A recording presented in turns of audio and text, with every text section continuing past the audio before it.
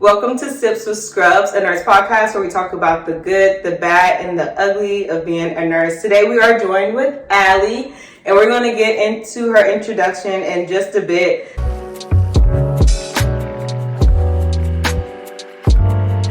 Today we're sipping on Moscato. If y'all watched a previous episode, this is actually the one I was drinking with Regine. Oh, okay. But she wasn't drinking it because we were virtual, but I got it for her. With her in mind. Right, because she told me she likes sparkling sweet reds. Okay. So that's how I ended up getting this. This would have been good for her. Yeah, I think I hadn't had this prior to, so I was trying out a new one. But anyway, I was familiar with this one. Yes. You say you normally get the flat version? Yeah, there's like a sweet red that they have that isn't sparkling. That's the one that I get normally. But yeah, I was telling Regina, I was like, I like sparkling stuff because I think I like the bubbles and stuff. Yeah. But I think I found my bag. Sparkling sweet reds, rosé, I like Prosecco. I like Pinot Grigio. Chardonnay is cool. And I think those are my things. Yeah. So that's where I was trying to venture and find stuff before because I had no idea, but I think now I'm just like, okay, that's it. This is good enough. I think that's like plenty of options, so. I don't disagree. You listed off a few. That was like 5, right? Yeah. I'm like, that's plenty. Yes. Yeah, then I learned when going to restaurants because I tried stuff at restaurants too because I was like, let's see. They too bitter for me. The reds. Yeah, no, I hate them. Like, it has to be a dessert wine. That's why I was like, oh, so I like dessert wines. Not the real ones. I like fake wine. Right, the dessert ones. No, my auntie be like, I can taste the tannins. Girl. No. I'm not that kind of drinker. It's okay. I just want it to be ready made. It's not like I don't have to mix this at home. Exactly. This ain't no whole cocktail thing, but it still got a little bang for my buck. Okay, we're good. We're good enough. We're good. So we're gonna be sipping on Moscato throughout today's episode, and now I'm gonna let Alee introduce herself to y'all. So just let them know like how long you've been a nurse and like all of your healthcare experience. Okay. Up until this point. Let me see. So I got my CNA certification in high school. That was in 2016. So I did that for the entirety of college, on and off. I started college 2016, graduated 2022 with my nursing degree from Texas Women's University with my bachelor's of science in nursing. Now I'm finally nursing. I think I got my license in June. Yeah, I got my license in June, and I've been practicing at my hospital for maybe 10 shifts, a month. Yeah. Yeah, like a month or something. Yeah, I started July 25th, and today is the 28th of August or something, so a month. But yeah. So Alee's like a real baby nurse. I'm a baby nurse, and I work with the babies. So that is true. Yeah, she does work with the babies. And I work in NICU level 2. Yeah. So explain that for people who don't know, because we actually haven't had a NICU nurse on here. Okay, so before starting, I didn't know anything about it either. But NICU can be ranked from level 1 to level 4. Level 4 is the highest acuity, the really, really sick babies. And then 3 and 2 is what we have at my facility. We don't have 1. So I work on 2, which is the lowest acuity. 3 is the preemies, feeder goer kind of babies. But yeah. So how would you differentiate the levels? What kind of babies will you see in each one? Right, okay. So in level 4, you'll see babies that are CPAP, BiPAP, you'll see vented babies, all those kind of babies that have airway issues, babies that have a lot of cardiac issues, those kind of things. So the really sickest of the sick. Whereas level 3, those are the ones that kind of stay in the little isolate thing, and you have to put your hands in the thing to touch them. In the portals. Y'all see, I don't know anything. Y'all know I don't do babies. And me, I'm just now learning all the words for it. So she's you put it through the holes. I'm yes, those are portholes. Yes, I know that word. I know this. But yeah, it's the isolate babies, the ones that are the sickest of the sick. So that's level 4, and then level 3. You'll see isolate babies still there too, but it's just those are preemie babies, and so the way that it works in my facility is the mothers can have the babies, in a certain part of our like hospital, in a certain building. And so once the mothers have those babies, if they're like high risk, those babies will just be sent to another floor instead of being sent to the whole entire like NICU, which is a different building. Okay. And so like you can kind of room in with the baby like after you've had it. If it's gonna be a NICU 3. The mother baby ones? Yeah. They're not really mother baby? They're not mother baby for real, because like mother baby is like the baby you're taking care of both of them. Yeah, and you're taking care of both. But like this area in our hospital is kind of like the mother has recovered a little bit. Okay. And so then you'll be able to just like kind of come. But like the room is big enough for the whole entire family. So are you're not worried about her? No. Okay, that's the big difference. Yes, if you fall out, that's your business. Okay. That's not my business. The patient is still the baby. Yes, the baby is my focus. You do what you want. Okay, go ahead and go down the ER. Can somebody come get this lady? I had a patient this past week who was asking me about that. I was taking care of his girlfriend. They were like a young couple. I think she was like 31 or something. Oh, wow. What was she in there for? I'm trying to remember. I think she had some type of, she had surgery. She had a hemorrhoidectomy. Okay. Yeah, so she had a hemorrhoid and removed it. Apparently, I didn't know that was a very, very painful thing. Oh, I could imagine. Because they say like all of the sensitive nerves are there. I'm like, I don't know. And I think I'd be knowing stuff and I didn't forgot about it because I'm like, okay. Like, I don't deal with it. So I'm just like, whatever. So yeah, she was telling me and I was just like, oh, okay. She had a baby recently? No. She just came in for that. Okay. She came in, she had anemia. She was having rectal pain. Like, she has history of anemia. I can imagine. Yeah, so then they were they found that she had a hemorrhoid, so then they removed it. And then it was, like, very painful because they were saying that all the nerve endings are there. Yeah. Like I was saying, I didn't know that. I was like, oh, that's one of the most painful surgeries? Oh, okay. Yeah. But anyway, the boyfriend was in there with her.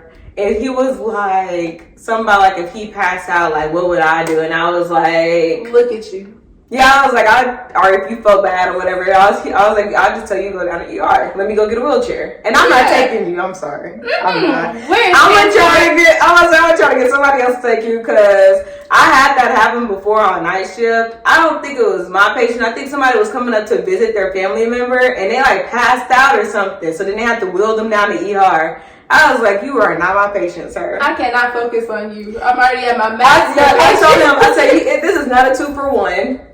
It is not a 2-for-1. I cannot room in on here. Nah, I'm at my nurse patient max, so heck nah, you're gonna have to go downstairs. I'll see you later. It's gonna take you 8 hours to get back up here. So that kind of reminded me of that. Yes. Like, it's not really my problem. Like, okay, good. And so, yeah, I have friends that work over in that department, and, like, they've never had any dealings with the moms at all. Is that like a nursery type thing, kind of? It's not nursery. So, like, nursery would be, like, the baby, from what I understand, the baby is having, like, glucose issues. So, like, nursery will take care of the baby for, like, I want to say, like, a max of, like, maybe 8 hours. And then if they haven't self-resolved between that time, they'll send them to the appropriate coordinating. Like, I see. So, it's kind of like an in-between place. Not like triage, but kind of like they stay there until whatever happened, you go here, you go here. Right. You either resolve and go home, or you keep cutting up and you can go to the NICU. But it's like, it's one of two things. And because I did clinicals there before. So when I was there, I think that they didn't have like a high census for like the nursery. Like it wasn't almost like always open or something like that. Because I think I had somebody who went there. But I did peds over there. And then with peds, I think I did NICU, but I think it was the lowest one. Yeah, then you were probably on NICU 2 then. Oh, okay. Yeah, because NICU 2, like I said, so with the babies in NICU 2, like on my unit, it's like there's still some isolate babies because they're small and they're having like thermoregulation issues or whatever. So like they can't regulate their temp. So like I literally put a temperature on the isolate for the baby to be. And so, like, I regulate what they do and don't do. Okay, let me see if I can figure out if you was where I was at. So, do y'all have y'all unit, like, in pods? Yeah. Okay, and do y'all have, like, a big screen where it has all the baby monitor readings and stuff at, and they alarm? We have something that's, like, it's the communications room. And so, like, there in the communications room, you have, like, monitors where you can hear, like, the heart rates or whatever, like, the monitors and everything else that's going on. But like it's not one big screen per se. It's 2 separate little communication pods that we have where like the whole entire room is glass. In the nursing, not at the nursing station. I felt like the one I was at, it had it like not outside of the rooms, but it was like there was like almost like a screen almost everywhere you went, so you could see your baby, but not physically be in the room necessarily. It's weird. So like. The way that it works is like on the screen you can pull up a thing called like view other patients, and so you can view the other patient maybe that's what I saw too, side by side. Okay. And so like if you have views on for multiple patients, like if they do like all of a sudden Brady or whatever, it'll pop up on the side of the patient that the screen okay, I think over. Yeah, I think so. Y'all, that was like a long time ago when I was in school, and I think I was only on that unit once, maybe once or twice. I'm pretty sure it was once. It was non-eventful, which is good for me. Which is, I like NICU too for that reason. I'm like hold some babies, feed the babies, put the babies back. Okay. Yeah. I think one of them had to get an IV or something, so we had to hold it down. Poor thing. They be screaming bloody murder. Bloody murder. Lord. But they scream, the funny thing is too, they scream bloody murder over like thermometers being put under their armpits. Yeah, they do not like that. They don't like that. They hate it. That's so weird. That is true. I remember that now. I'm like, what is wrong with you? I would love a study to be done, like if there's like certain like nerve endings or something. Yeah, I'm like, they don't like that. They don't like that. You would rather put it in their butt. Yes. They would literally rather you put it in their butt. That's so weird now that you said that. I'm like, they did do that. And I was like, what's wrong? So there are. I'm like, but it's fine. Okay, so I want you to tell me about your favorite clinical experience. I feel like it's going to be really easy for me because it was my NICU clinical experience. Like, okay. My NICU clinical experience was like, the first time I went to one of the facilities here in Houston, and I went for 1 day. And my preceptor, I want to say that we were in like a kind of higher acuity than I am now because we had some, like all the babies were in isolates, all of them. So I think that was higher acuity. I want to say probably like level 3, not level 4 or anything. But that was the first time that I saw like the population that I really knew I wanted to work with. Okay. I really liked the NICU. My preceptor picked me out of the break room because she saw that I had like an Africa shaped symbol on my bag, and she was like, you come with me. She was one of us, and I was so excited. And like the whole entire day she let me do all of the cares. So like the first time I went to the NICU, I want to say like they had a schedule where you take care of the babies every 3 hours or whatever, because you still want to like cluster their cares, because doing too much with them like tires them out really easily. Yeah. So like she allowed me to do it every 3 hours. We would go inside of the crib, we would take the temperature, take the blood pressure, we would change diapers, we would like rotate the baby, do assessment every 6 hours. And so like I think that one of the reasons why I ended up liking NICU as much as I did was that it was very regimented. Like everything was on a very clear schedule. Like if you didn't meet that mark, that was on you. It wasn't that it wasn't set as a precedence. Like you knew that was what you're supposed to do. So I really liked NICU for that reason. That was my first experience there. And then my second experience, I did my capstone in Dallas.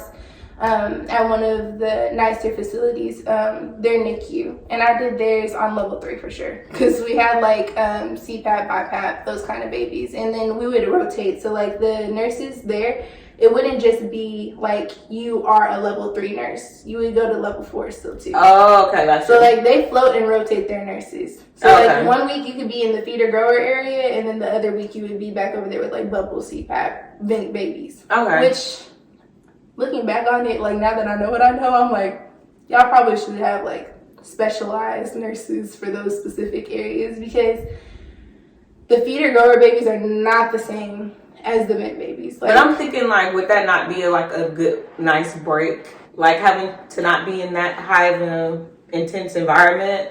It would be a nice break, but it would just be like, So if you're in the feeder grower area taking your break, then that means a normal feeder grower nurse is over there taking care of that baby. But if they're all rotating, shouldn't everybody be familiar with each? But they end up getting set in one place more often. So you know, like sometimes like you'll go to work and you'll be like, oh, I have patient 134, 135, 136. And they'll be like, oh, you had them yesterday, so you have them again today. Because familiarity brings a closer sense of like safety while you're like taking care of the patient. You know the drugs, you know the patient. Yeah, familiarity, yeah. Yeah, and so like most of the time, those like the nurses, even though they're not like coded or anything as a level 2 nurse at that facility, it was just like that's what you do most of the time. Oh, okay. So it wasn't probably as much of a rotation as I'm thinking in my head. No, it's not like a weekly rotation or like you do 1 or you do 2, 3, 4. Like okay, it's literally just like if you need somebody to go there, you could go there type of thing. Okay, so like really like, oh, you got floated because the unit's short type of thing. More so, yeah, okay. Closer to. More that than like a constant rotation. Because I was thinking, I was like,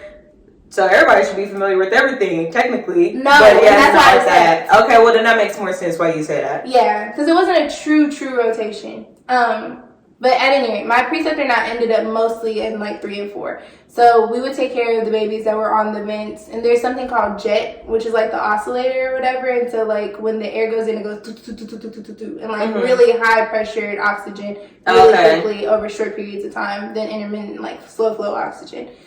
So like I got a lot of experience in like the higher acuity babies during that time period, and I really liked that period too. Like, cause I was doing 11, 12-hour shifts at that hospital while I was still like doing school. So it was a lot, but it was worth it as far as like experience goes.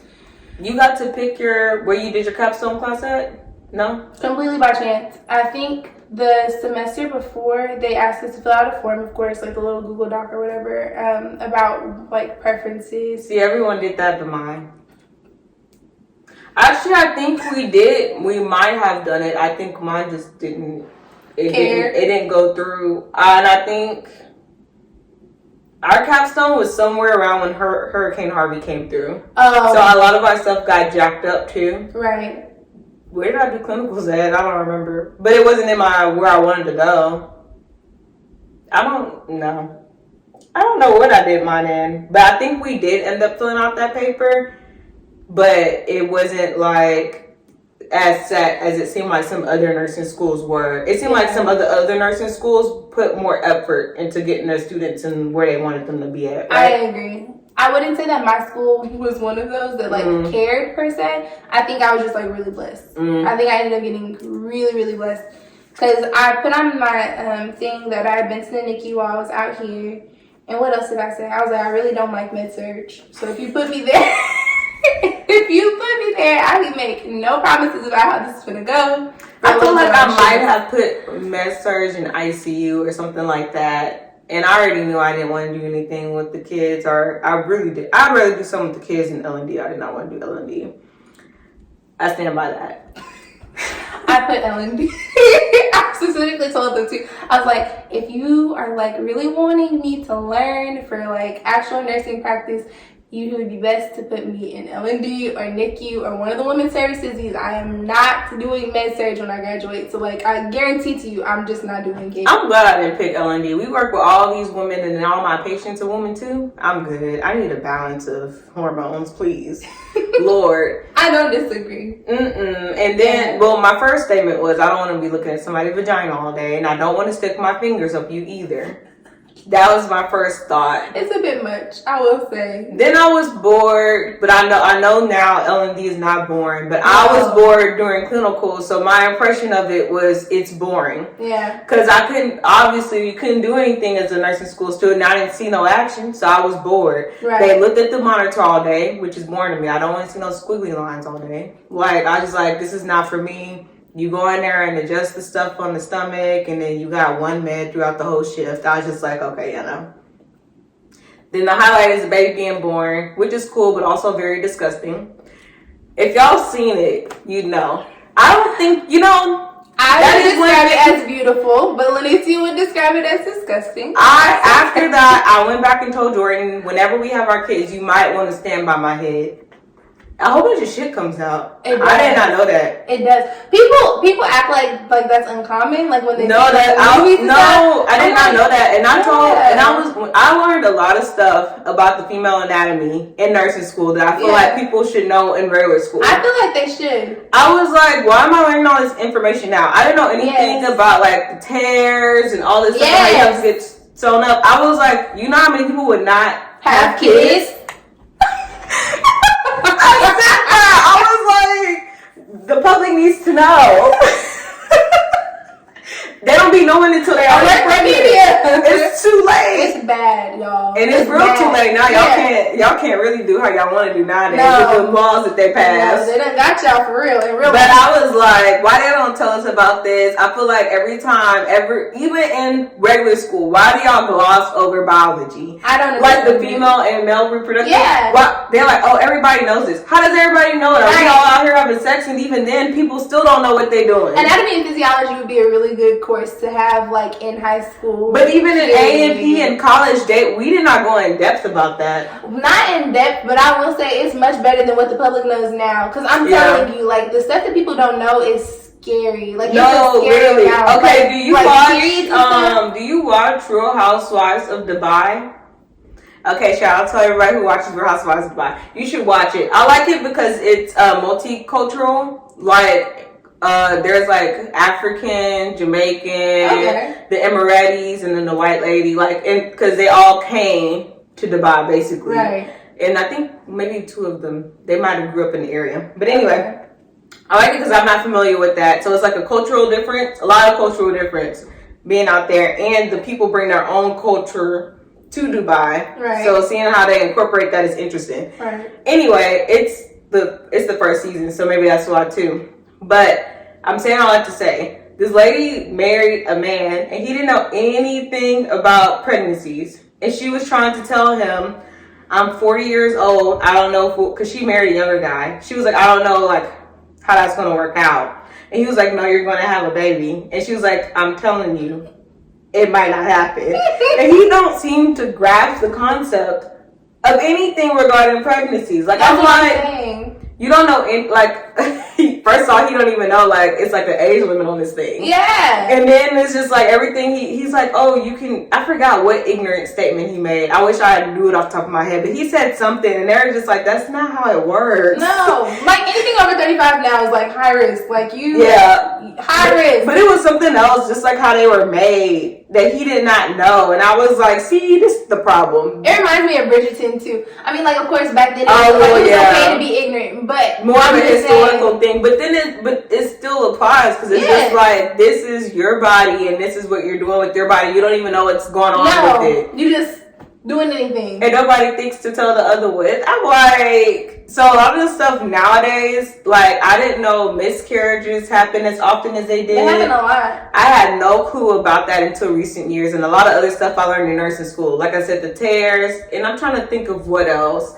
It's like a lot of stuff. It's a lot of different stuff that comes with pregnancy, and I'm like, I was really in that class like, dang, children are miracles. Yes. People don't tell you that you have to deliver the placenta afterwards. Yeah. Like, the amount of people that are like, I had the baby. Yeah, you ain't done. Like,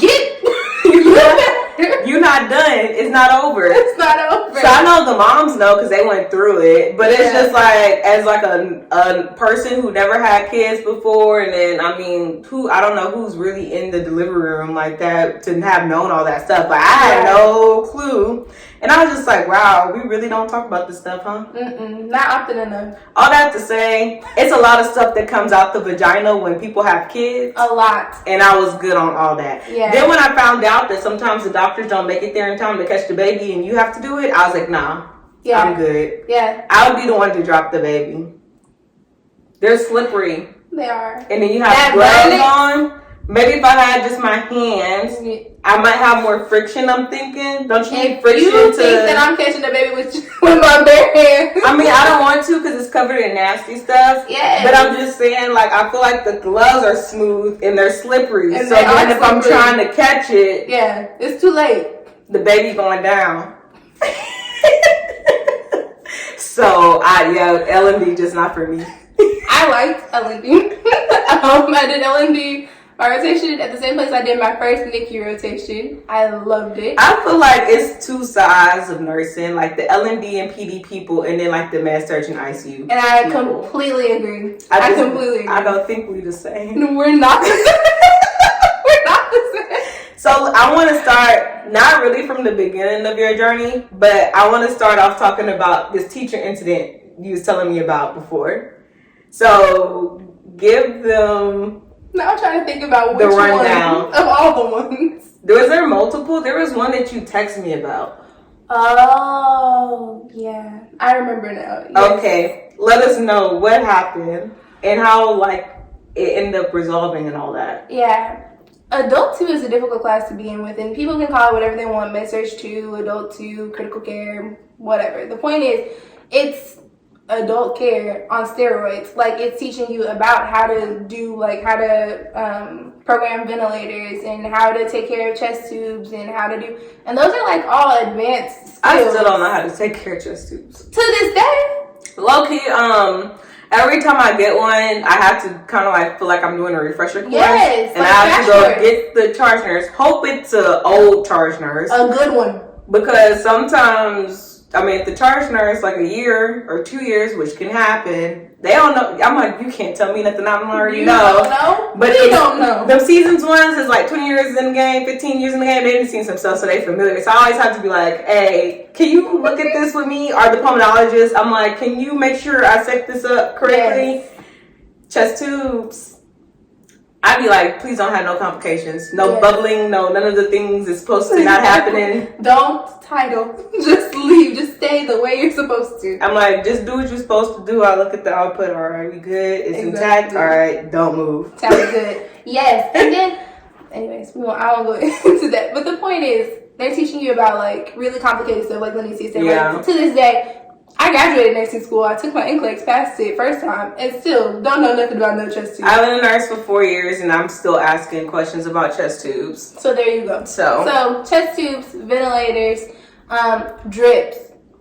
Drips were like killing me. That's what really took me out. At any rate, so this is clearly a difficult class, like I've said. So it would behoove the teacher, to me, in my mind, to be a little bit more compassionate. Like, you're halfway through your nursing program, you clearly want to be here, you've earned your right to the seat.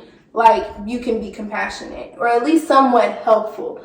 Don't be a deterrent. I feel like most teachers should be compassionate, because I'm like, you've been here before. I never understood that whole thing with nursing school. Yeah, the whole eating the young thing really trips me out. I'm like, don't you need more of us? Exactly, especially in this society like that we're in right now. Yeah, you need me like bad, and I'm telling you that I'm interested in doing it. Like, I have the passion to do it. So to me, you would want to pour into me. Yeah. But if that's not the case, then that's not the case, and that's exactly what it was here. Like, I texted Lenicia, I was down bad. I was like, I don't know what to say to this lady, because what ended up happening at the beginning of the semester, it was still, this was our first semester going back to in-person classes after COVID.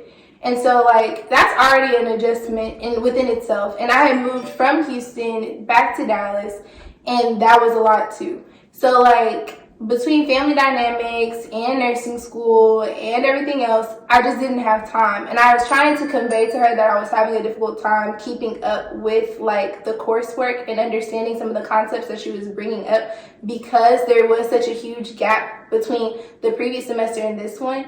Because the previous semester was online. The previous semester they were teaching us just the bare minimum, enough to like get us through nursing school while keeping their accreditation. So it was really difficult to keep up. Like, the concept she was presenting, you would have to know the concept from before. And you don't know that because you weren't taught that. Right. And so even when I would tell her, like, hey, I don't understand that this is like related to this condition or this disease process, like, is there a way that you could clarify for me? She was like, well, you should know it already. And she would say that in front of the class. Would I be asking you this if I knew it already? Biggest pet peeve. But am I not in class to learn? I'm not understanding. No, I don't get it. So what did you do? So I reached out to Lenicia first, because I was like, how should I approach this? And Lenny was like, just like go talk to her, and if you don't like get the result that you need, then you know what to do, like escalate it. So I could have taken it up, and so I took it to one of my other professors from my previous semester who did peds with me. And so I talked to her about it, and I was like, hey, like I'm just having this issue with this teacher, and I don't know if it's like maybe a personality disconnect or like what I can do to kind of bridge the gap between she and I. Like, what do you advise? She was like, start going to her office hours. So that's what ended up being the solution. Like, it sucks because you're like, I'm in nursing school. I don't have time to like try and foster a relationship with you for real. Like, I'm barely making it. I'm barely holding on by a thread. And like, I was doing this class, and I was doing mental health. And mental health is like a wealth of knowledge within itself, just with the pharmacology associated with it. And so in my mind, I didn't have time. So then from there, after getting that advice, I did go. I went every week to her office hours. And so I would just take my textbook, and I would sit there in front of her, and so we would sit there and highlight concepts that I wasn't understanding. She would go and break down everything. But like, the fact that I had to take my time out, and like, I would perform better on the test than some of the other students still too. But that was because I had to go and take the time out of my day to actually go see you. Whereas you could have just been teaching these concepts the way that you should have for all of us anyways. I'm a principal person. So I was like, the principle is you're getting paid to teach. I pay you to teach. Therefore, you should teach. But after all that being said and done, I went to the office hours for the rest of the semester. I did fine in the class. I think I ended up making like a B or whatever. She ended up writing one of my letters of recommendation. Ciao. We became besties. I love her. Shout out to Joy. Love her. I don't like my teacher still, who I had a problem with, and she can go about her day being mediocre. I love her. I just feel like teaching is like nursing. If you don't have the desire to do it, then don't. Yeah. And as an adult, I'm seeing more and more people be teachers, and I understand now why the school system is the way it is. Yes. Because I was like, y'all don't really want to teach. This y'all backup plan. Yeah. For a lot of people. Yes. You had a degree. You got a teacher certification. I'm seeing that now, and I'm like, oh, it makes a lot more sense now. Yeah. But it's just like, I just feel like it's the way I'm raised. So it's like, if I'm going to be wasting my time doing something, at least make it worthwhile. Right. You got to be here either which way you cut it. Right. So why not make the most of it, or try to do your best at what you do? And then, I mean, I don't think I have to like something in order to try to do it well. So I just don't understand the whole concept with that whole thing. Yeah. I think nursing teachers also are like different. But yeah, even more so with the nursing teachers, I'm like, you've been me, you know how important it is for me to learn this stuff. Nursing school is not like regular school where the stuff doesn't matter. No. Everything we learn matters, and we literally use mostly everything, especially if it's whatever specialty you end up with. Like the L&D and P stuff, that don't pertain to me because I don't do anything with it. But like whatever you end up in your specialty, you do use all that stuff. Yes. Like I don't think you could cut nursing school in like any shorter. I think they really kind of teach you like the meat and potatoes. Right. So it's like, I need to know this. And even my teacher used to always tell us, she was like, learn it to save a patient life one day type of thing, not to pass the test. Right. And that's facts though. It is. And I think also like the tests being like set up the way that they are, they're cumulative. Like I feel like that within itself is indicative of the situation that you're stepping into, like becoming a nurse. Like the tests are cumulative because everything matters. Like every single tier, every single step. Like there's not going to be a day where you're just like, oh, I can just throw this out of my head. Like, oh, I had a test on respiratory at the beginning of the semester. It's not going to matter. It's like it matters. Because everything it's the human body. Right. Everything connects to everything else. One part is spelling, the other part's impractical because that part's spelling. Like it all matters. Exactly. So I'm like, you knowing that, you doing what you did to become a nurse and knowing how difficult it was for you. You going back to school to become a teacher. Yeah. To educate the future of nursing, and this is what you do. Yeah. That's how I feel about it. I be like, this is what you choose to do. So you okay with letting people scrape by in your class and potentially killing a couple of people? I mean, maybe you don't know. You don't know how it plays a part. It could have. Maybe if you taught better that day, that patient would have survived. Exactly. You never know. Like you literally never know. So I'm just feeling like Do you not understand the gravity of the situation? Or do you not care? Which is worse. That might be worse. That might be worse. You know, and you don't care. I'm like, that might be worse. Just go ahead and call it quits. Can you go do something else? Yeah, wrap it up. Just go be a regular teacher. Yeah. But I guess maybe you don't make as much. Because it's masters. You don't have to have a master's to teach a regular high school or something like that. Mm-mm. Yeah. Okay, go teach college English. Go do something though, but don't do something that you're not passionate about just because like it pays the bills, because it hurts other people in the long run. Especially like for this sort of thing. Yeah. So you mentioned the NCLEX with the cumulative test. So tell us how you studied for that. Y'all was stressing. So tell us how you actually ended up studying. I feel like I've been to Lanicia more than I realized. Like looking back on it now, because like actually it wasn't that bad. It was like a couple of times. I feel like we were talking about relationships earlier, and I'm thinking now like I do be bothering Lanicia a little bit. But anyway, the point I don't think so. It's fine. I feel like a burden. It's okay. That's just her. It is me. At any rate, now I'm thinking about Wingstop hot honey.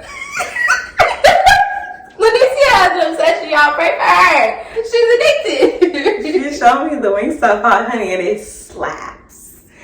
And now they go together. Real bad.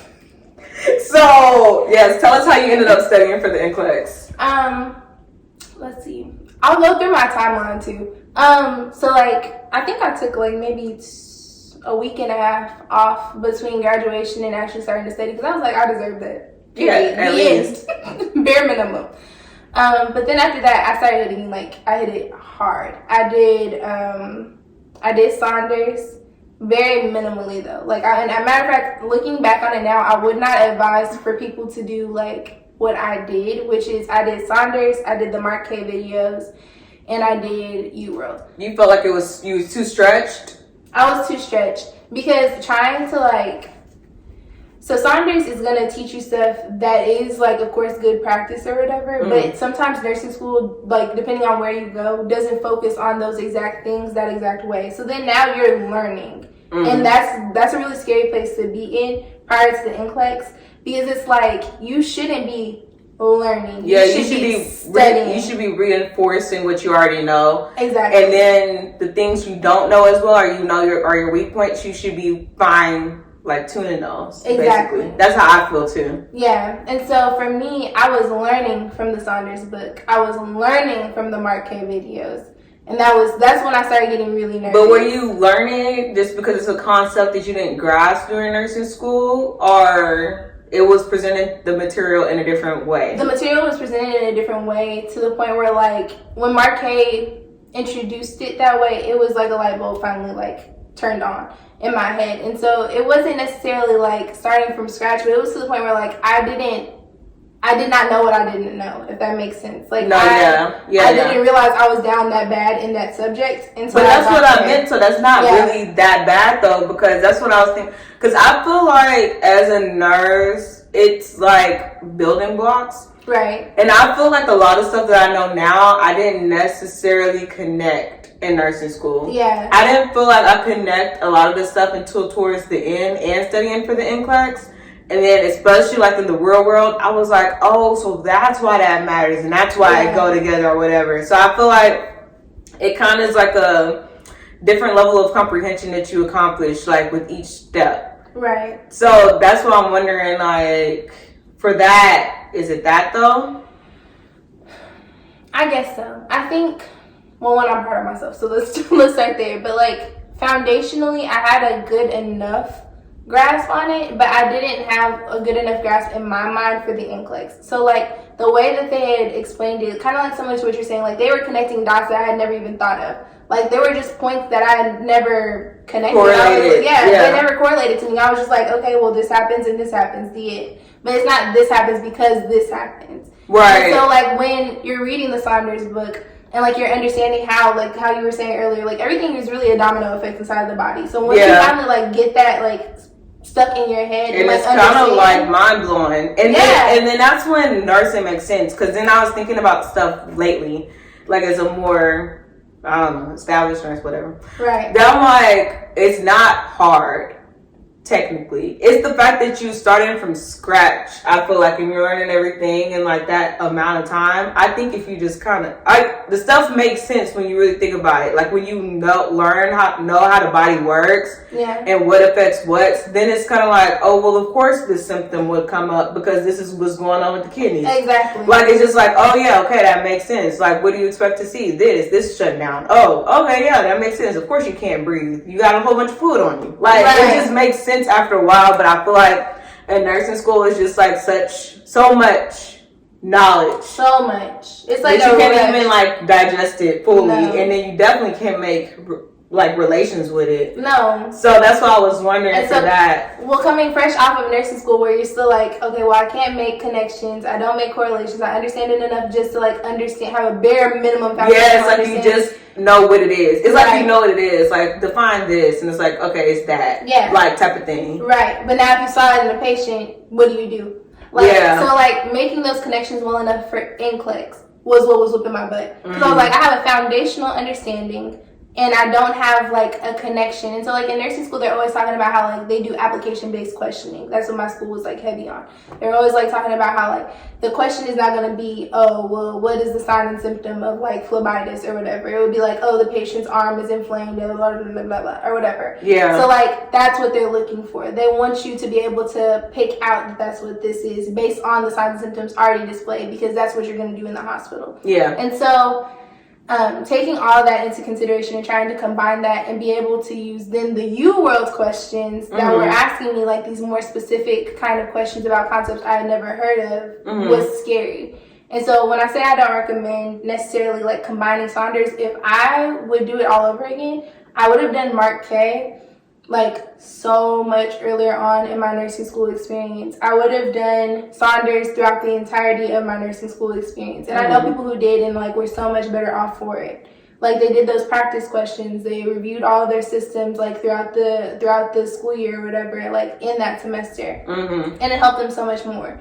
So like if you do it that way, I feel like you have such a less difficult road to hoe, because when you get to the U-World questions, you're like, oh, okay, I already know that they're asking me this question because this and that connect and they correlate. So then how can I answer this based on my information of the connection? Not so much as like the foundational information, if that makes any sense. That makes sense to me, because I think when I studied for it, I feel like I was already where you were trying to get to. Yeah. I felt like I knew what I wasn't good at. I knew important things. I know they're going to ask me about ABGs. Right. I'm like, it's certain things I know something about MI is going to be on the test. Insulin. I know something about, I would say diabetes. I know something about diabetes. It's like certain things they're going to ask you because they're that important. Those major diseases is like, it's that important. You have to know what it is. Yeah. Like some type of question about it's going to be on there.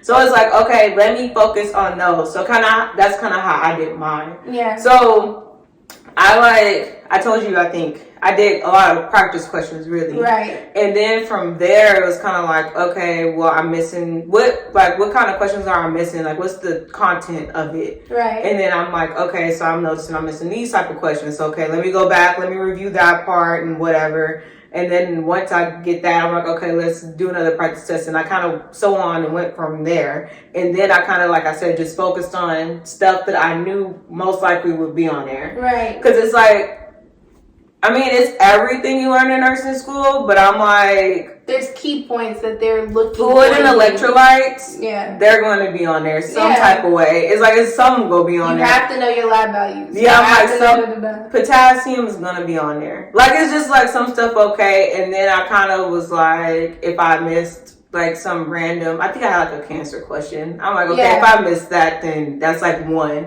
out of the many. Exactly. So I kind of did mine like that. Yeah. But I think I might have done what you did. Because when I practiced like for regular tests, I think I did use my other resources and use those practice questions to practice for like the regular test. Yeah. Because I was only like more so focused on like one thing for studying for NCLEX. Right. Study material wise. That's what you're talking about, right? Yes. I think that when you start spreading out your resources and start like outsourcing too much, it's too much information, too many different like ranges and different ways of phrasing things. Like the 2 references or the 3 references are never going to say the exact same thing. So you having all those resources and trying to combine it inside of your one tiny head for this one huge exam is not going to work the way you think it is. So simplify the resource material. If at all possible. Like to the bare minimum. So like looking back on it, like I said, if I had used those earlier, those 2 resources, like the Marquet and the Saunders, if I had used those earlier, I could have gone back and refreshed over Saunders or refreshed over Marquet, one of the 2, and then done the U World questions. And even like looking back on the U World questions now, I'm like, I probably shouldn't have done that either, U World. I probably would have used like Archer or something, because I heard that it was less expensive and a little less specific. And so like U World questions can get really like into the very smallest, most minute detail ever. And like that even became a little bit too much in studying. I didn't buy anything extra for the NCLEX. I don't know. Let me see as a super nurse. I was supposed to say, I don't know what kind of faith I had. A lot. Like in hindsight, I was like, I'm not paying for the school. Faith can move mountains. I paid for school, okay? That's gonna be enough for you. I paid for school. So my school did the ATI. So I think that's what I mostly use. I still got the books on my laptop downstairs. I think that's what I use. But we went over all that in capstone. So like you said, it was more of a refresher for me. Right. And kind of just going over stuff I knew I needed more time with, and then answering questions. So I don't know what I was on. But low key, when I took the ATI thing, it said I had a 99 or some percent chance of passing. So I'm like, this shit better be right. Like, true. And then I was like, I prayed. Like, so tell me how it was like the day of your NCLEX, because I still remember mine. After I took it, I ate 5 Guys. I remember my day of my test. I played Kirk Franklin on the way there. I prayed. But I mean, I don't even know if I really prayed to pass. It was more so that I could have like peace and a calm mind, type of thing. Yeah. And then when I took my test, I'm one of them ones I learned. I think this is important too, like learning what kind of test taker you are and what works for you. So important. I'm one of those ones. I have to, if I think that's the answer, that's the answer. Then don't question it anymore. Like that's for real for me. Like, cause whatever pops into my head first, that's what it is most of the time. And even in nursing, I'm the same way. Right. If I think it's like, oh, I think this patient might have that, then most likely that's what it is. Yeah. So I just had to learn to go with my first mind. I know they tell you a lot that in nursing school, but like for me, it held true. So I was clicking through the damn test so fast, I had to tell myself to slow down, because I was like, I'm already on like question 50 something, and I'm like, oh shit, like it's not been a lot of time that passed. Because I was just like, boop, boop, boop, boop, boop. And I was like, oh wait, am I reading this right? Like I need to read. Are you reading? Right. And so I was just like, I'm like, are you actually reading the questions? Right. But I was. So mine went like that, and actually was pretty quick, like I said, because I was just kind of like flying through them. And then, I mean, that was it. Got 5 Guys and I went home. Okay. So how was yours? So let me start by prefacing this. Like, if this is like anybody's first time hearing about the NCLEX or like really like learning any statistics or whatever, the point is 75 questions is the minimum, right? Yeah. And 145 is the maximum. Okay. I had never been praying to get like 75. It was more than that, low key. It's changed since COVID and everything. Oh yeah, that's right. She's a new generation. I feel like for us it was 280 or something like that, almost 300. Yeah, almost 300. It was almost 300 for some people. And I talked to a nurse while I was still teching, and he was like, "Oh yeah, I did 285, and that's when I knew that I failed. Like I did the whole 285." Because the test keeps trying to give you chances to pass. Chance after chance to pass. Yeah. Yeah, and so at any rate, I went into the test not concerned about the 75 questions at all. I was like, whatever God gives me will be sufficient. I just want to pass. I want to be able to keep my job. My job was contingent on me passing the first time. Do you feel like that was more of a motivator or more of a stressor? Stressor, for sure. Because I didn't have my job. I didn't have my job before I did NCLEX. Yeah. I got mine after, but I know some people who's opposite. Yeah. Yeah. Yeah. And I know most people in my cohort, like the people in my cohort used to talk about people who didn't have jobs already. Like, cause like for us at our pinning ceremony, your job was under your name. Like, you knew where you were going? At my nursing school, it was only like 2 people who already had jobs secured when we graduated. But I think we graduated in an off time too, because we graduated like in November or something like that. Yeah. Or somewhere down there in the end of the year. Were residencies like a big thing during that time period anyway, so? It was still kind of like we were trying to figure out like what is a residency and like what kind of job should we apply for, and then that's when we all found out like, oh, you kind of low-key have to go through a residency to go get a job. Yeah. So I feel like I don't think they were that, maybe I guess nursing has just changed that much. So for us it was like they were just like we were just hearing about them, that they're a thing, and we didn't really know what they were. Right. And then that's when we found out, oh, you have to kind of get a residency to get a job type of thing. Yes. So I think we kind of all like found that out together. Yeah, residencies became a really big deal, and like they are a huge deal. So like applications open. To give y'all like a perspective, I guess this is like a 5-year difference between us. Yeah. With taking the NCLEX and getting jobs and stuff. So just so y'all understand, like where we're coming from separately. Yeah. So yes, my residency was on the line. So I went in, I just wanted to pass. So it was a bare minimum I asked for. And so I have like pretty like anxious habits. And so like I was popping my knuckles and I was sweating and I was crying and I was like nauseous. Before I didn't eat anybody's breakfast. Because I knew I was just going to throw it up. I was like, there's no point. There's no reason for me to eat breakfast. I never did that for any nursing school exam. If you know yourself, say true. But that's what I was going to say. I told y'all need to know what kind of test taker you are. Know yourself, because that wouldn't have worked. See, I got to eat.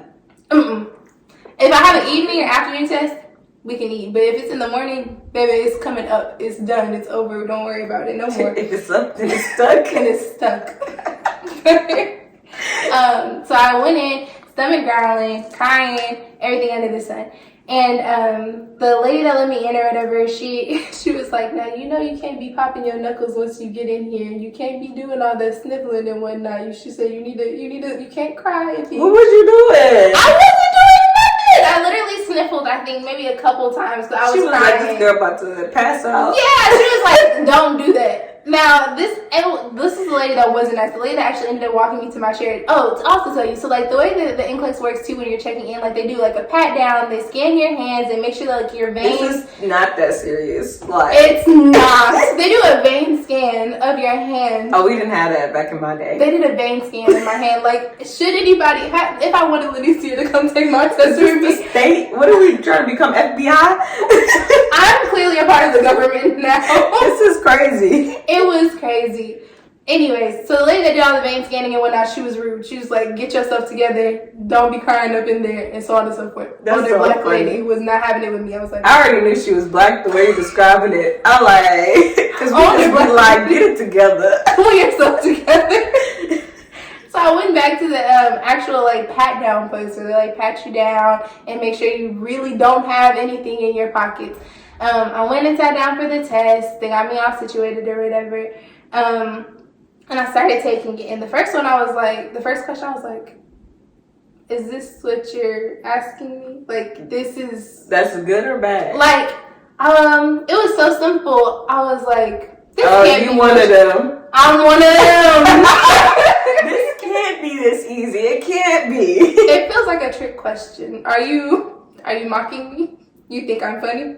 So the first question I went through and I was like, some of them are pretty straightforward. They are. They're like real simple. They really are. And like, also the NCLEX is really broad. Like as I continued through the questions or whatever, it wasn't like they were asking me like, again, like the U were like I was telling you, super minute. Like details, yeah. No, but they can't, because you have to know, there's a lot of stuff to know. Right, generic information. So they just need to know, do you know this? Yeah. So, anyways, I'll bypass all the questions from 1 to 75, and I'll just jump to how 75 went. I was at 75, and I was like, this is the one? Yeah, I was like, all right. 76 came up, I was like, we're doing this. We're going to 145 today.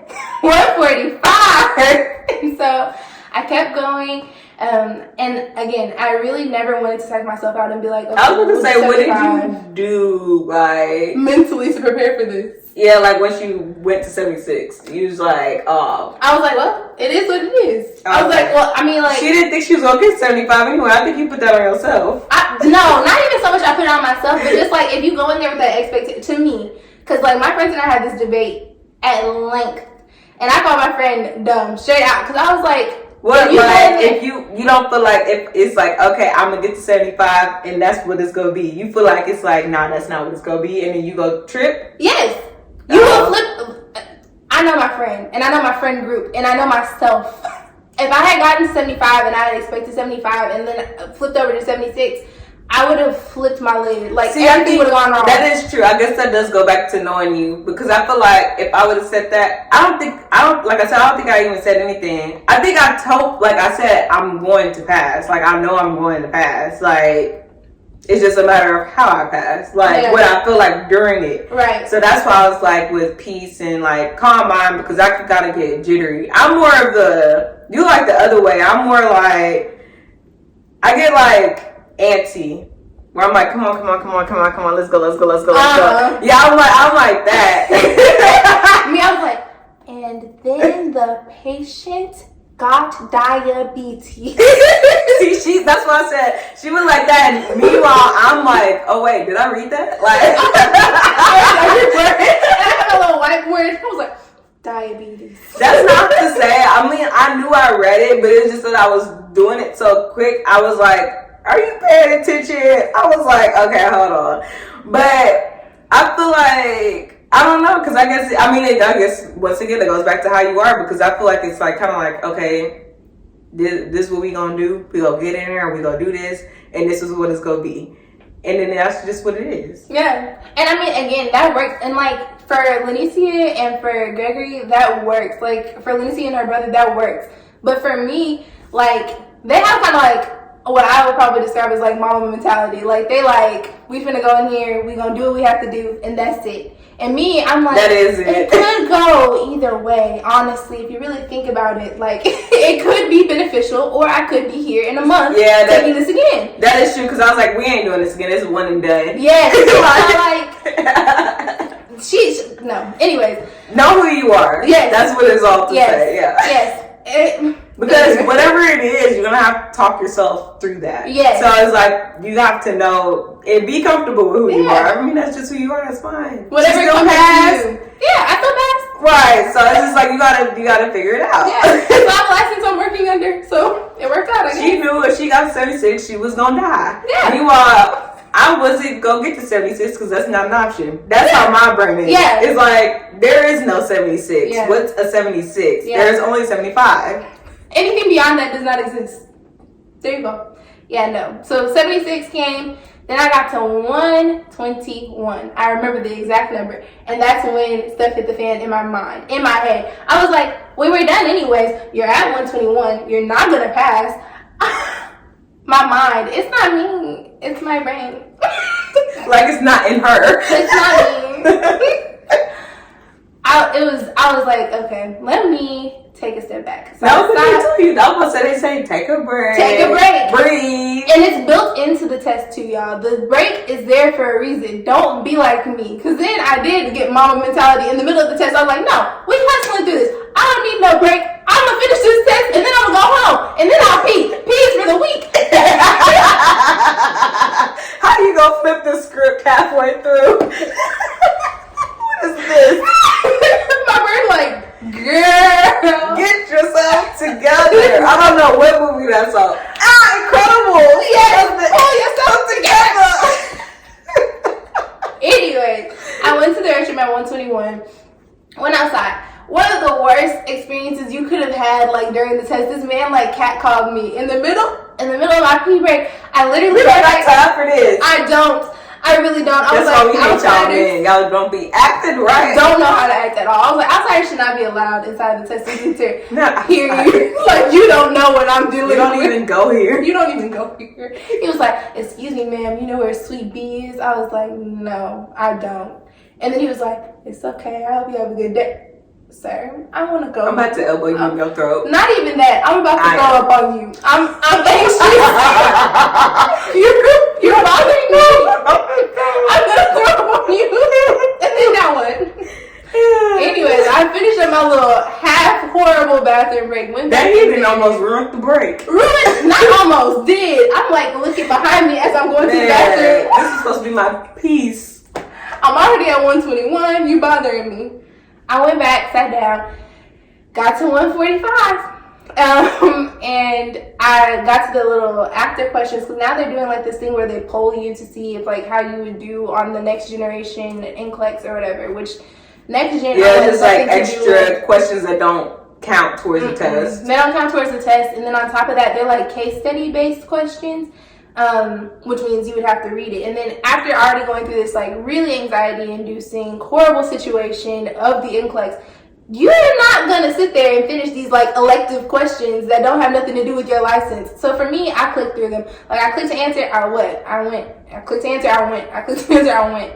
And then at the end of the test, you have this kind of feeling. Well, I had this kind of feeling like, well, that's it. There's nothing else that I could have done. I did all that I could do. I studied. I took the test. I did everything. I graduated from nursing school. I thought I had set myself up to pass.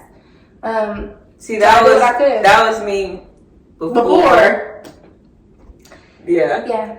It came after for me. But this is good because people need to see the differences. Yeah. So you can know where you at. It's not abnormal. That's why I'm like, there's not like one type of nurse. There's no one size fits all situation for like nursing or for nursing school or for studying for the NCLEX or anything. For life. Yeah, that's true. There's something. Period. Yeah. So I left. I started crying as soon as my hand touched the door to walk out of the actual testing room. So not the testing center, the testing room. So the same pat down lady was waiting for me on the other side of the door. She probably like, nah, this girl cried now. You ain't got serious? It's done. What's done is done. I still cried. I was like, I did the whole 145 and I don't know if I passed. And she was like, it's okay, baby. She said, I'm praying for you and I know that you did the best that you could and that should be enough. Oh, that's so sweet. The pat down lady was sweet. I got back up there. I was still crying. She said, you can go to your locker. I was like, oh, Lord. Got home, cried the whole entire way home, cried the whole entire night. Cried myself to sleep like I cried the whole day, and then I cried myself to sleep that night. How do you still have tears? Girl, I drink the water. Oh Lord, I got tired. Oh my goodness. Next day, I had family reunion the next. Oh, and then too, this has nothing to do with NCLEX, and this has nothing to do with your personal life. It'll be fine. But my grandmother, who's a type 2 diabetic and overweight, got COVID the week before me taking the NCLEX, which made things, and my grandfather, who's like almost 10 years her senior, like 7 years her senior, was just walking around the house maskless, and she walking around, coming in and out of her room with and without her mask on, so on and so forth. And so I'm thinking to myself, like, my old granddaddy, that's 75 years old, gonna die of COVID the same week as the NCLEX. And she got diabetes. And no. It's kind of funny how we both had like, I would say historical events, but low key they are. You had COVID and I had Hurricane Harvey. Yeah. In the middle of Hurricane Harvey, it was my last class of nursing school. And I'm having to plot, how do I save my notes? How do I do this? What can I do? This is crazy that nursing school is like this. Not me worried about drowning or the house or anything else. Me trying to figure out how I'm going to save my nursing notes. Exactly. Me thinking about, can I go inside of the testing center with the N95 so I can keep my same original testing in the event that I get COVID? This is stupid. Nursing school will teach you like how little you think about yourself, and like it's the priority. Like, cause me and my personal health was so far in the backseat of my mind at that time. It's not even funny. Anyways, so the next day we had family reunion, and that was the first day that my grandmother tested negative for COVID. So we finally left the house, and we were all out together or whatever. And I was trying my best not to talk about it, but at family reunion, people kept asking about it. You just graduated from nursing school. And you know what? I wanted to get into some advice about like what would you tell people. I would say that don't tell people when you go take your test. Don't. And I didn't. Honestly, look, because I mean, I never really understood why people say like keep your stuff to yourself and like, tell them after. But it's because of stuff like that, and it's more so because it's like anxiety inducing to you. Right. Like, when you gonna find out when you pass the test? Did you take your test yet? Yeah. Did you pass? Yeah. Like, and literally everyone will ask you that. That's the topic of conversation. Yes. And I mean, what do you tell these people that have invested in you, giving you money, taking you out to lunch, bought your nursing school scrubs, bought your first pair of nursing shoes? What do you then say to that person when you say, like, oh, I actually didn't pass? And that shouldn't even be something that you're, like, having to worry about. Like, it shouldn't even be a thing, which is why I say, like, I wouldn't. Tell, like, your closest people. Yeah. And people who you know can, like, respect your space boundaries and stuff like that. Yes. I don't know if I told people. I don't know what I did. But I would say for everybody else, I wouldn't do it. Like, now, it's just, like, set your test. Tell, like I said, your close people, take your test and then let that be done. Yeah. Because I'm like, the way people be asking stuff, it's just like, you think I want to talk about this? Right, every day. Because if you really think about it, who else have you heard ask about this since I've been at this family reunion? I know you heard me answer this already. I'm like,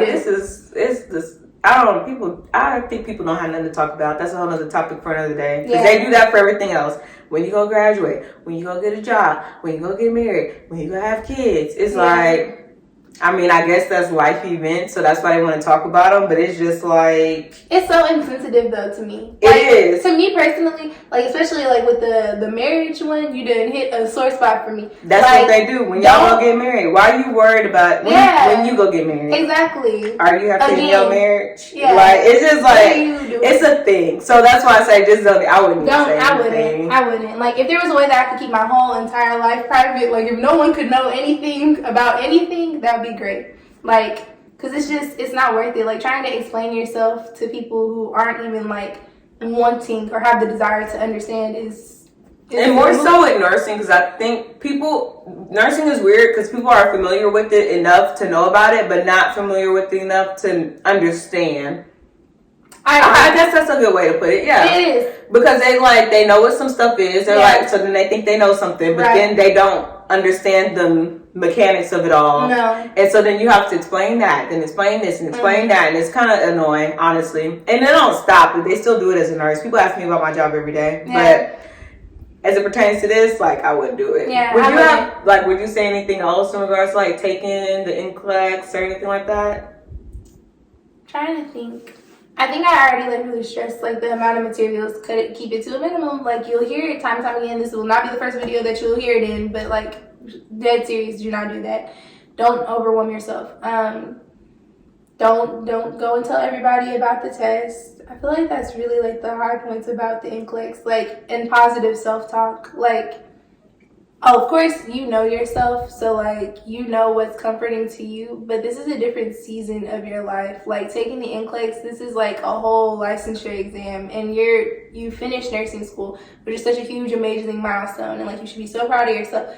But, like, I don't know how to word this. Even if, like, negative self-talk is a part of your, like, daily ritual and, like, that's okay, like, in your mind space, you know how you work, try to keep that to a minimum still, if that makes any sense. Like, for me personally, I have negative self-talk, and that's my norm. But, like, if there was anything that I could have put more energy towards, it could have been, like, trying to uplift myself even more in a more difficult season. So, like, kind of like how Anissa was saying, there is no 76. Like, if I could have done that or, like, poured into myself a little bit more along with my studying, I feel like I would have been better off, like, mentally. Like, take care of yourself mentally. I think that might have been what I was talking about when I said it wasn't a matter of me passing. It was, like, how I felt. Right. With it. So that's kind of like what you're talking about. Yeah. It is. Like, don't listen to Lenicia. Don't listen to me. Don't be like me. But people are like you, so they need to know how to do that. Because I'm like, sometimes some stuff doesn't translate. Because it's like, people's minds work differently. So people whose minds works like mine, it's like, okay, yeah, like, it makes sense. But like, someone like you, like, I'm like, you know how to say it in your mind for it to make sense to you, for you to get where you need to be. That's why there's successful people like that. You know, there's successful people in both sides. That's why I'm like, I can't tell you. Well, I mean, I can tell you, but it's just like, it's not the same. Yeah. You know what I'm saying? It's not the same, but I don't know. Like, something Jordan said the other day, like, for me, I told him, like, I go down rabbit holes real bad. Like, I'll go down a rabbit hole and, like, think about all the negative things that could have possibly happened, and I'll stay there because like I'm like, if this happens, then that's going to be my reality. And so yeah, if the good thing happens, all the more better. But wouldn't it better be than for me to prepare myself for the negative to be the outcome?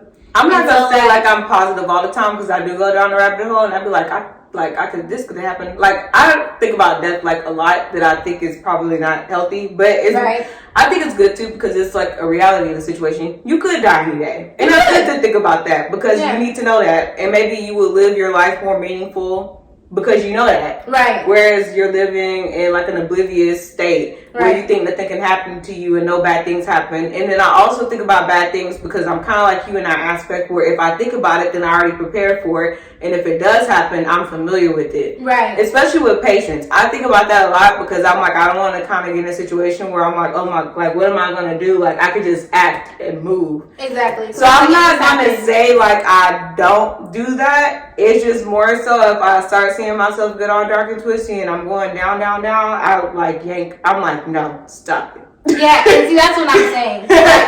So in all of this that we've said to say, like, yank yourself out if at all possible. And I know that sounds easy because you're like, well, you're on the other side. Yank yourself out. Do it by force. Like, if it really has to be that way, do it by force, but yank yourself out. Like, when people say be kind to yourself, I think that that's a really important, like, season to be kind to yourself in. Of all the seasons, be kind to yourself. Because there's a girl in my cohort that failed out of nursing school completely. Failed the program. The same week that we graduated. And she's moved on and she's started a whole nother degree plan. That, like, to see that turnaround and to see her, like, be kind to herself amongst that, and like across that whole entire timeline where, like, things really had hit the fan, like, not in a hypothetical sense, like where I'm going down a rabbit hole, that really was the worst case scenario that could have happened. And she still was like, still positive, still, and that's not, you know, of course you're getting like a little screenshot on Instagram or whatever, a text message here and there, but like throughout the timeline, she really was genuinely working on her happiness. Like, stay positive no matter what the outcome is, because either way, you still have to live with yourself. I feel like too, though, people stress certain things too much, because I'm like, if you don't pass NCLEX, you're not gonna die. Like, even if you didn't get the job, or like you have to take it another time, there's another job you can get. And maybe you weren't supposed to be at the first job. That's kind of how I think about stuff too. Not at that time, because I'm just kind of like, I'm past and that's it. Like, because I was out, when I went to nursing school, I was like, this is it for me. I'm not going back to school. I'm not doing nothing else. This is it. Like, I was like, oh no, we passed it. Yeah, so ain't no plan B. It's only plan A. That's like, that's how I was. So I was kind of like, nah, we gonna do this. Yeah. But I'm like you said, like, I've seen other people not make it, and I mean, like, there's nothing wrong with that. Maybe it wasn't just meant for you, and that's your way of finding out it's not meant for you. Some people pass, get to the job, and then don't continue to do nursing because they don't care for it. So I just feel like wherever you end up is where you're supposed to end up. Like, you know, the cliche, what's for you is going to be for you. Mm-hmm. And there's multiple ways to live in your purpose, I feel like. Whatever the reason, maybe some people are interested in nursing, it can be applied in other areas too that are not necessarily nursing, so to speak. Yeah. And I feel like people like press too much on like, you have to be successful in this like certain type of way or whatever. And it's just like, there's more to life than that. Yes. I agree. It's like, it's not the end all be all and then like game over. Like, it's like, no. There's other things. So much more to life. And like, even now, learning like nursing is not my life. Like, I am a nurse. You are a nurse. But I'm not like, better yet, an even better way to say it is like, nursing is my job. That's my job. It's not my life. It's not who I am. I'm a whole person outside of that. And so like, making those things your personality or like your character trait, that's not good. So like, making sure that you are still being yourself in that is... I guess I couldn't agree with that, because that's when I feel like people have problems separating The two. Yeah, like when something does occur at work, they take it with them home and stuff like that. Yeah, or like failing the NCLEX. You take that and they're like, oh, I'm a horrible person, or I'm not a good student, or blah, blah, blah. Like, yeah, that's true. You are not the NCLEX. You are not a nursing student. You are a human being who is likely to fail. That's what humans do, and you will be okay. Something else will come about, just like Lenny said. Yeah, I'm like, there's always something else, and there's other places you could use your talent. I mean, like, it's not the end of the story. No. I mean, it's not the end until it's the end. And that's not part of it. That's not what this is. Yeah. Right. So another thing I did want to talk about was your preceptor experience.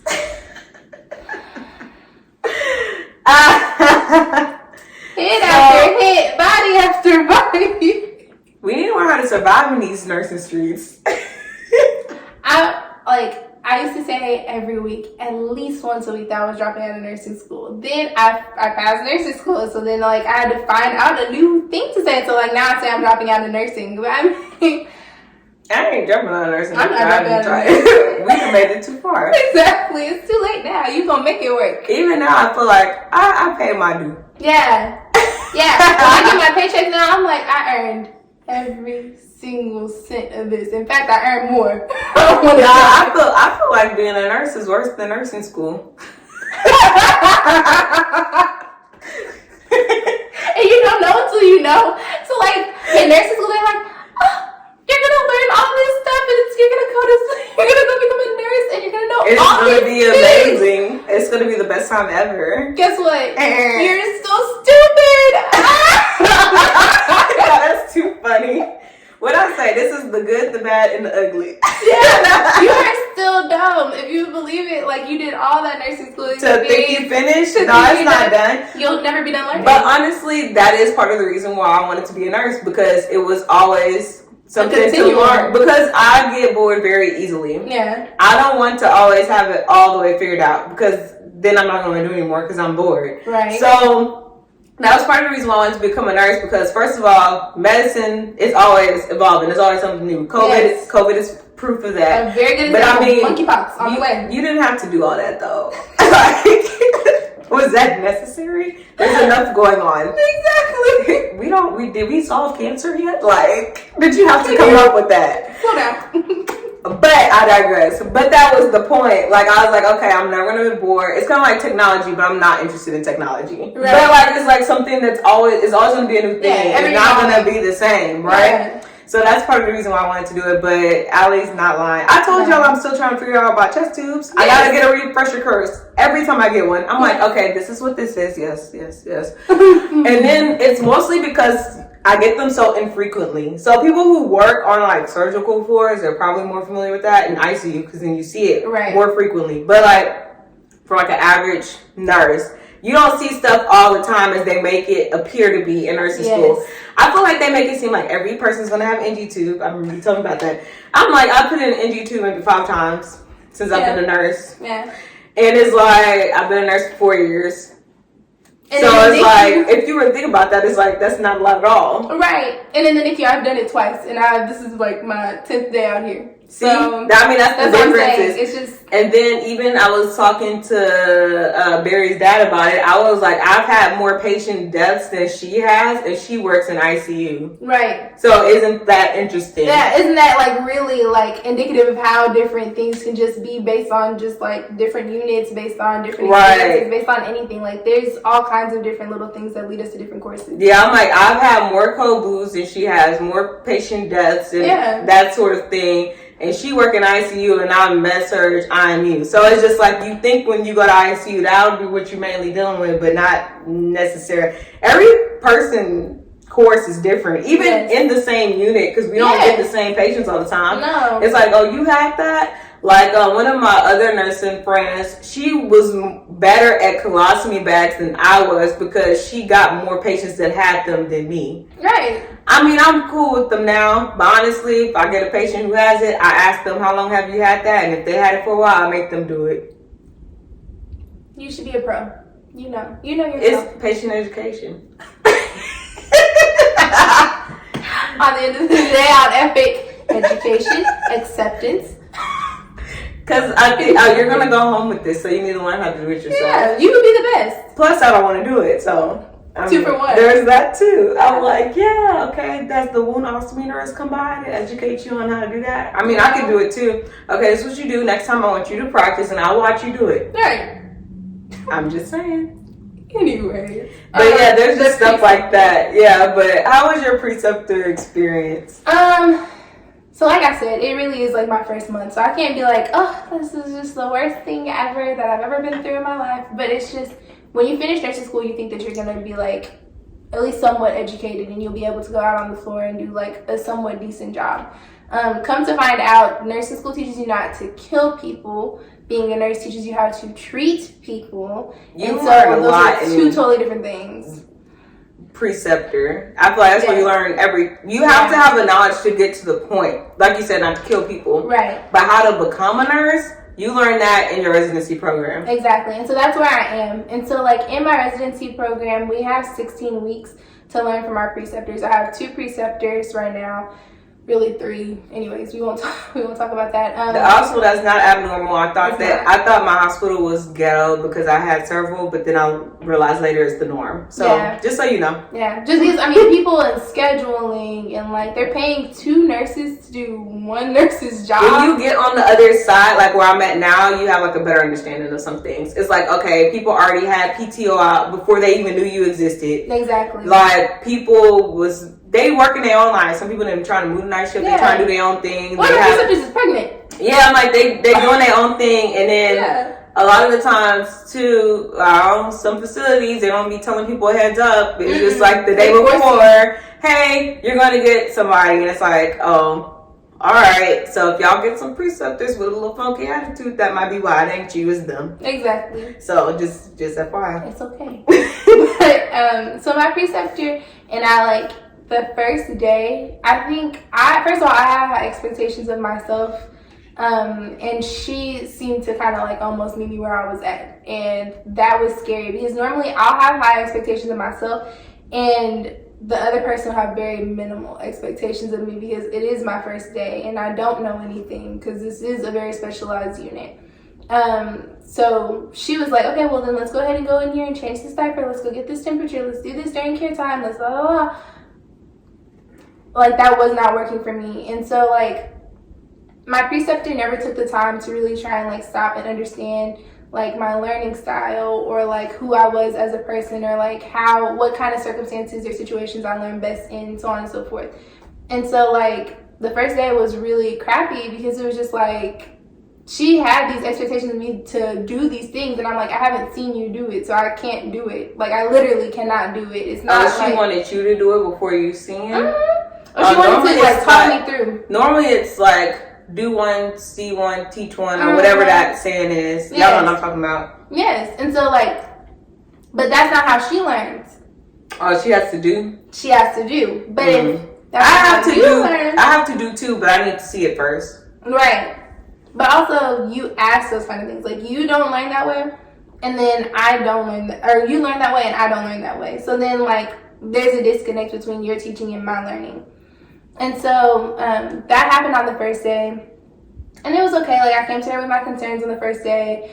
I'm a very emotional person, so I started crying. And as we already knew from the NCLEX. As you can tell. So I went on my little break and I called my boyfriend. I was like, this is not going to work. I am not going to be here for much longer. I need to find another job. So on and so forth or whatever. That was day 1. Day 2, it got better. Her communication skills, like she's still very, she's very brash in like how she says things. She doesn't say things with like too much of concern of like how it comes across. It's more so like I said what I said, and that's the end. And so like, which I know some people can relate to, but I was like, I was nothing wrong. I did say what I said, but no. I differ though because I communicate clearly. So I tell you before how I am because you don't know me. So that's the difference too. Right. It's not like because when I first of all, I don't like precepting to begin with. It's like having a kid. I'm not gonna lie.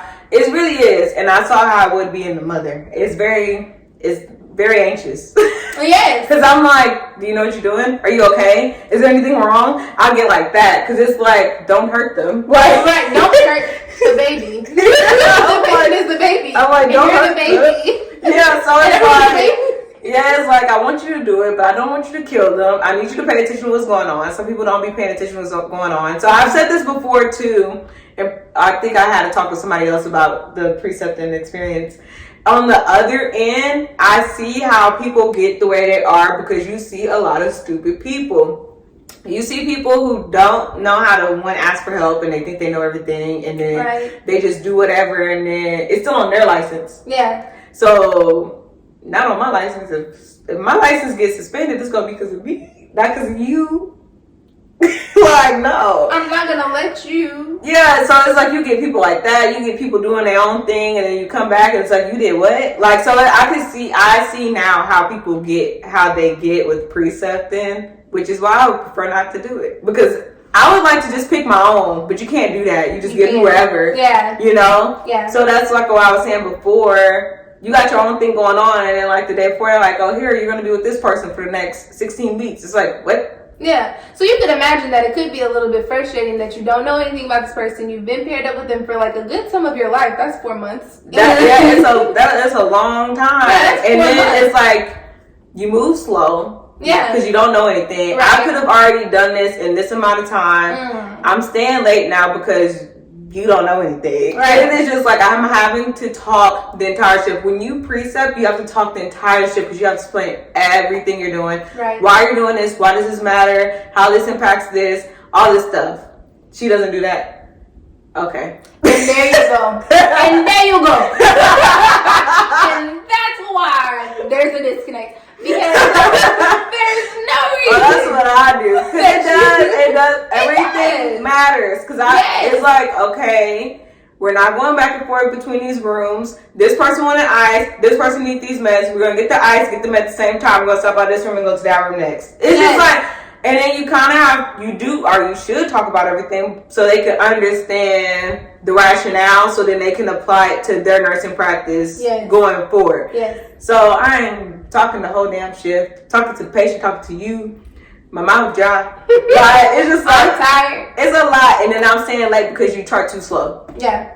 So that's how I feel like for me on the other side. Okay, so like, as somebody that's on the other side of the other side right now. The other side. The other side of me.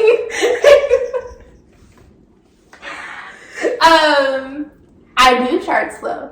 Duh. I've been here for like 10 days. Yes, I do chart slow. Because again, it's my license. So when I go into the little epic screen and it says, oh, who gave iPass today? A Sahaba RN. Me! Well, it'll be you, but really it'll be the preceptor because it's like, why you let her do that? Yes, but the thing is like, when you're operating as a preceptee for the first time or like an orientee or whatever, you're like, this is my license, my first big girl job. Yeah. You know, I'm not about to lose my license over like taking care of a feeder girl or baby. That should just be self-explanatory. Like, I'm taking care of the child. The child is in good health when I came here and it's in the same health when I left. Like, but the charting, so like charting to cover your tail is really important, and they don't teach us like any defensive charting. So it's not like I'm like adept or something, or like I know how to do everything. I don't. And so like even getting the schedule of when I'm supposed to chart what is difficult. And so like the patience that you have to have as a preceptor is much higher than anything else that you would have to experience with just like as a bedside nurse, period. You are bedside nursing, you're under your own license, you're in your own flow, you already know what to do, you know when to do it. That's great. But when you step away from being just a bedside nurse to being a preceptor and a bedside nurse, you have to like fulfill the role. And so like by not explaining things, you're hindering me, you're hindering yourself. We're staying late because I didn't understand how to do something at the bedside, and now I have to stay longer because I didn't get to chart because I was at the bedside longer. There's a lot of we're gonna stay late regardless because that's true. Slow. But it's slow, but you made it longer. But 15 minutes now it's 30. Look at you. But another thing with precepting is they be giving you the worst assignment sometimes because they be like, it's two of y'all. and that person need to learn. So that'd be the other reason why they'd be mad, just so y'all know. Yeah. It'd be like, now I gotta do this, teach this person and work with this patient and teach her how to work with this patient. It's a lot, honestly, like on the preceptor. But at the same time, it's perspective. Right. It goes back to like the teacher thing we talked about. Like, you've been there before. Right. It's like, okay, I already know I'm gonna be late. Am I mad we're late? Yeah. But am I gonna take that out on the person? Like, no. It's understandable. Right. And so I think that's where most of the problem come in. And like, not the communication. Yeah. So I think a lot of things too, also with my preceptor in the beginning, and honestly still a little bit now, but like, we're working on communication. We're building like a better rapport. And like, honestly, I do like my preceptor now. It's just, we're just not compatible to be friends after this experience, but I think that we'll still be very good co-workers, and I think like I can still rely on her. She's a wealth of knowledge. It's just that she's not very friendly towards me, and that's okay. But I think the thing was at the beginning too is that she acts like everything is very like self-explanatory. Like, you've been doing this, she's been doing this for like over 5 years now, and so I think like for her, she's in this like groove, and she has a pattern, and everything makes sense to her, and everything's connected now. But like, those dots are not going to connect for me for some months after, like, and that's after talking to people. I would say a year, maybe a year even. And so like, no, that doesn't like make sense to me. And I'm like, I didn't feel like I really knew what I was doing for like a year. Like, I felt okay. Like, I didn't feel bad or anything, but it was like a year is when I was kind of like, all right, I see what this is. I've seen you before. I've dealt with you before. You're right. But yeah, it's a rough start. Yes, and so like, I don't know anything, and so like saying things like they're self-explanatory, like I remember the first day she was like, okay, well, we're gonna hop in this bed at 7:30, and then we'll hop into no actually, excuse me, she said well, where do you want to go first? And I was like, oh yeah, I wouldn't be asking you no questions on the first day. Yeah, on the first day, it's like you just need to watch what I do for like maybe the whole shift, and then I'm going to tell you what I'm doing so you can understand what I'm doing, but you're not doing anything. Right. Maybe the second day, I'm like, all right, take a patient, do what I did the last time, but I'm not asking you questions, especially prioritization questions. Yes, she asked me a prioritization question, and I was like, yeah, like, I don't know. I don't know. She just learned the terms for the little thing. Exactly. She was like, well, both of the babies eat at 8 o'clock, and I was like, okay. yeah, I don't do that. I be like, okay, for this day, you just watch what I do, pay attention, take notes, ask questions that you have. I'm going to try to tell you everything I do, why I do it, and blah, blah, blah. Then the next day, I'm like, all right, are you good? Do you think you take one patient? Do you think you can do it? Okay, you take the patient. Yeah, let's go. Do it. I'm like, I want you to pass the meds. I want to see you do the assessment. You're going to do the charting, da, da, da, da. Yeah. So, yeah. I found this thing on Instagram, and it was so timely. Because it was tips for dealing with a difficult preceptor, and I want to see if you can agree, like if you agree or not. Yeah. I don't think I had a difficult preceptor experience. I just think I had different types of preceptors, but I'm not easily offended or any of the things, so I really just don't be caring. I just like, give me the information, let me see how you do it, let me do it, watch me do it, make sure I do it right, and I'm good. Yeah. That's kind of how I am. Yeah. So I think I had a total of 2 preceptors, one on day shift, one on nights, which is where I started out at. My day shift one, nice, easygoing, sweet girl. I think I only was with her for like 2 weeks. Then night shift, mine was kind of like, get your stuff together now. Like on my butt. Yeah. Why are you moving so slow? Did you already do this? But little did she know I already did it. So then I had to I was in this room actually helping somebody else go to the restroom. I already passed those meds. Because she was like, where were you? What took you so long? I was assisting somebody bedside come up. You don't want me to leave the patient, do you? Right. Okay, shut up. But like I said, I understand now like how people could get like that. Because it's like, where are you? I can't find you. Like, you know. You're messing up my flow. Yeah, you take it too long. But my preceptor wasn't playing. She did not like to be late. I'm already timely anyway, but that's another reason why I'm kind of like, it's 7:15. I should be in the car. Report takes 2 minutes each patient. It should not take this long. Y'all should hear me give a report. I'll be like, let's go. So that's where I get that from. So I'm like, now I'm like very like efficient, but that's how she taught me like this. But that's fine because that's kind of how I learn anyway. Right. Similar to my mom. So I'm like, that works out. Fine for me. But so I wouldn't say I had a difficult preceptor, but I understand that different personalities don't go together. But I like I said, I feel like mine is more so okay. I think I would have more of a problem if I had a lackadaisical person. Yeah. And then that's where I'd be like, so what are we doing? Are we going to do something? Right. Like, I think if I had somebody like that, then I'd be like, okay. But mine were fine, so I don't really think I had a difficult preceptor. So we're going to see how these apply. But I've seen some other people, and I'd be like, woof. Yeah. Good luck. So it says, start your shift with a specific goal you'd like to accomplish that day. This will help you show initiative and have some control over the day. So that's a tip to deal with a difficult preceptor. I'd agree. I think that's a good place to start. I didn't know that the first week, and so I had to take that into like some of my other weeks of like actually, you have to take charge of your education when you're getting precepted. Like that's fair. To be like, I want to do da da da da da. Can you do this and then I do this? What would it look like if I did this today? Or if I took however many patients of your patient load today? That is true. You can't be laid back as an orientee because you only have a certain amount of time. Right. And then if they do extend it, it's only for a certain amount of time. Eventually, you're going to be on your own. So you'd rather experiment, as I like to say, when your preceptor is there to watch you do stuff and not mess up, than to do it when you're on your own and you. I'm not saying you're not going to have teammates there, but they're not going to be like at the bedside with you. It's more so you're going to be doing something and then you go ask for help and they come and help you. Or you're going to try to do something and you be like, hey, can you come and help me? Whereas the preceptor is going to be there like more with consistently. You. Yeah. And they understand the patient. They know what's going on. So definitely I agree with that. Charge. I agree with that. Oh, I want to start this IB. I've not done one before. Or right. Can I do that? Or, something like that. Right. I agree with that, actually. Yeah. If you feel tension, speak up and ask if they are okay or if there's something they need to say to you. Don't allow passive aggression. I do that in my regular life. Yeah. I think it's more the way you say that, though. Yes, that could be a problem. Yeah. It's like, are you trying to fight? Like, good? What's up? What's wrong with you?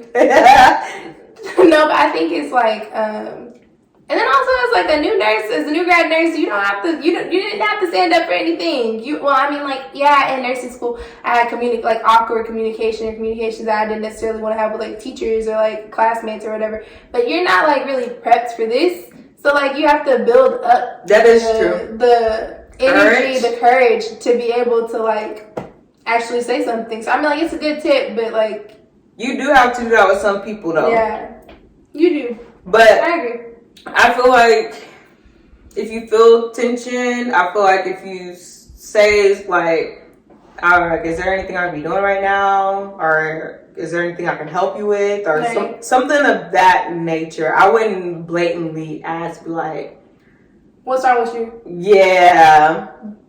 I would kind of try to do it in a roundabout way. Yeah. Because then that could come off not right. Yeah. I think saying like, is there anything that I could be doing differently for like our experience to be more meaningful, or like communicating your sincerity and like your interest in learning and making sure that you're saying like, is there anything on my end that I can be doing? Because putting the blame on them, even if it is their fault, is never a good look.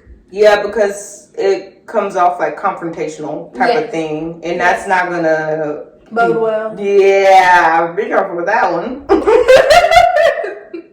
Like I didn't want you here in the first place. That's what I'm saying. That could just not go well. Exactly. Dang. Now she done said something that she didn't want to say to you because you said something that you really didn't want to say to her.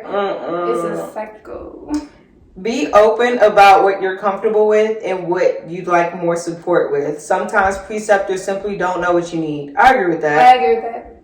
Because that is facts. Yeah. I don't know you. You don't know them. So It's just like, it's your learning experience, like we said in the first part. So it's just like, what can I do so you can get where you want to be or where you think you need to be or whatever. Yeah. I know my preceptor sat down and had a talk with me about that the other day. Because, like, I'm very independent in, like, my personal life.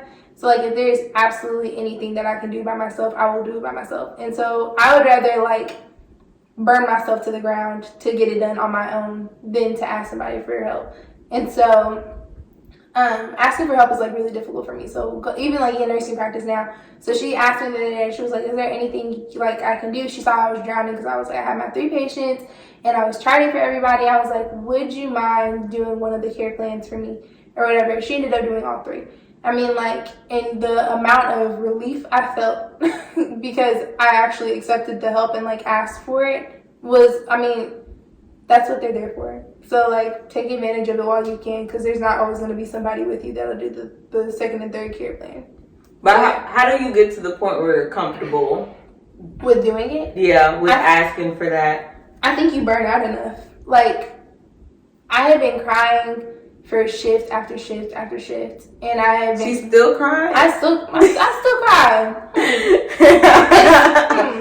Ask somebody.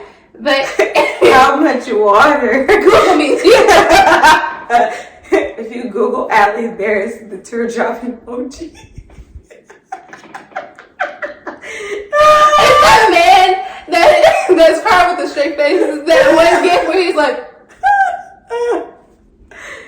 oh, that's me. Nah. Anyways, but yeah, I think that, like, at some point I was like, you can't keep I can't do this no more. Like, it was either like I'ma quit and find another job, or I'm gonna get some assistance or something. Because again, my preceptor is kind of like one of those where she's like, you should be able to do this on your own.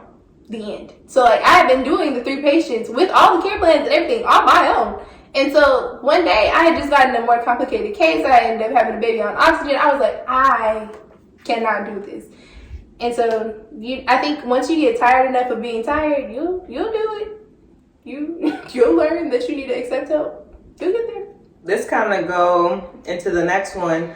Remember, it's okay to tell your preceptor what you need from them. Example, more independence today, or please walk me through this instead of doing it for me. Yeah, I agree completely. Remind them that you're new and want to learn so you can be a valuable asset to the team and a helpful coworker. I agree completely. Because in a couple of months, I'm going to be a coworker, not your preceptor, baby. Like, I'm not that a baby is true. anymore. That is true, and I guess people don't think about that when they're training somebody. It's like, okay, you're going to be working alongside me one day, and I might need you to do something for me, or, you know, if y'all working on the floor, y'all know how it is to have a good coworker. Yeah, and it's not even like everybody, we don't work together, but when shit hits the fan, you're gonna need me. It makes a difference. Exactly. Or I'm not gonna be like, you need to get out this room or I'm trying to do this code. Exactly. Exactly. Yeah. And then you won't have my assistance. And you'll want me at some point. I'll be there. It is okay to go to your manager or educator and request a new preceptor. Some personalities don't mesh and you deserve a comfortable environment to learn. I agree with that. I told my manager that when she asked me, well, I've been a preceptor before, but not in my current job. Before this football one. But she asked me, like, oh, do I want to do this? I wasn't trying to get involved with nothing because I feel like I had done everything before. And I'm like, I already know. I feel like when I was a new nurse, I had, like, a lot of energy. And I was eager to do stuff because it's new. Right. And then once I learned what it all entailed and what it could look like, I was like, I'm good. So I didn't, like, volunteer. I didn't charge. I didn't precepted my new one. But she had asked me, I think, if I would be interested in precepting or something like that. And I had to tell her, like, if I get somebody, well, I was like, I don't mind precepting. It's the fact that if I do precept, this is how I precept. Are you okay with that? Right. Because some of the ways I've seen other people precept, and I'm like, it ain't gonna be no, I'm not holding your hand. Like, you need to be a fully functional nurse by the time this orientation is done. Right. And I'm like, I know what to do to get you there. You ain't gonna like it though. But that's what it is though. But like I said, I feel like I communicate with people. Because when I had my last one, I was like, I tell him like, nothing I'm saying against you is personal. I don't care about you as a person. It's not about that. It's about you being a functional nurse. So it's just like, I'm not saying this to be mean or to be like this. It's for your benefit so you can be where you need to be. Because I'm like, I see how some other people be around here struggling. Right. You want to be like them? No. Okay. So I'm like, pull yourself together now. Yeah, I'm like, this is how I am. I'm not saying anything like for your detriment. Everything I'm doing is so you could be comfortable doing this on your own when I'm not here, type of thing. Right. And you're like, okay, all right. And that's what it is. Yeah. But I used to, militant is really just the easiest way. Because I think people don't understand how much stuff plays a part in other stuff. I had one orientee, she talked too much. And talking is good to connect with the patients, but at the same time, you can't spend all your time in there talking. You got other stuff to do, you got other stuff to worry about, other things are going on. Yeah. So I used to have to tell her, okay, you got this amount of time to spend in that room rounding. If I come and sit on that couch, that means you're taking too long. Yeah. So I'll go let her around. This was like towards the end of her orientation. I'll let her do her thing. And I'm actually taking a little bit too long. I'll come in there and she already know like, oh shit, Lainey's in here. Like, let me hurry up. I'm like, talk while you work. But it's true though, because something could pop up at any moment. Right. And then it's like, you already wasted all your time doing this, and now you have this going on. You over here chit chat. Pass all your meds first. Come back and talk to them if you got extra time. Right. So I'm like, it's a reason why I've seen stuff. So I be like, it's a method to the madness. But like I said, I feel like I communicate that. I feel like some people don't be like doing that. So I definitely agree with that last one. Personalities don't mesh. They don't. And like, it's okay to go. Like, and I did end up having to like talk to one of my educators. I was like, hey, I just don't know if this is going to work. I have concerns because like I do take my education very seriously, and I do want to be the best nurse that I can be. And so when you express your concerns in a way that really does show your like sincerity and care for like your patient load, I think it displays a certain amount of professionalism and realism. Like they want to see that side of you, and they want to see that drive. And so like, it's not a bad thing to say, hey, me and my preceptor are just not working out right now, and I don't know if there's anything that we can do to communicate differently, or if there's something that like I can do. But if this continues and persists, I do have interest in getting another preceptor. And that's exactly what happened. I talked to them. I told them that I was not having the best time with this preceptor, and I got another one added to my roster. And so like, no, it didn't get rid of her completely, but it lessens my time. And so it's okay to like, again, take ownership of your education. Talk to management, talk to educators. They want to hear about it. I was thinking that's what it all boiled down to, is your education. So you have more of a active role. Yeah, especially with, I mean, I feel like that's really with all of nursing school, because the preceptor is just a teacher at nursing school. Right. So it's just like, one day you're going to have to be on your own. It's going to be on your license on the line. It's like your last chance to get it together and really get a good, clear understanding. So it would be best that you do everything within your power to get it right this time. Yeah, I'm like, afterwards, of course, you have coworkers or charge nurse or the doctor you can ask about certain things. But this is like where you get the most one-on-one time. Yes. Or you can ask the dumb question. Well, if you have the preceptor, you can ask the dumb questions and not feel as stupid as you probably are. And it's okay. Not as you probably are. As I probably am. I'm dead. So we're going to go ahead and close out this episode. I feel like we talked for a long time. Is that like almost 2 hours? That is almost 2 hours. Wow. Anyway, hopefully you guys enjoyed this episode. I think it might have been a good one, but we'll see when I edit it. Hopefully you guys enjoyed. I feel like we had some great discussion today. We want to thank Alee for coming with us. We're going to get Gregory, my brother, which is her boyfriend, because we didn't mention that before. No, we didn't. We're going to get him on here. We already got Regine, and I know eventually, I told you this too before, I want to get them all on here together because they've all are right behind each other and like their nursing career things. Yes. So I feel like that'd be some interesting dialogue. So she'll be returning in the near future. So hopefully you guys enjoyed this. I don't know what else to say. All right, we'll see y'all next time. See you next time. Bye. Bye.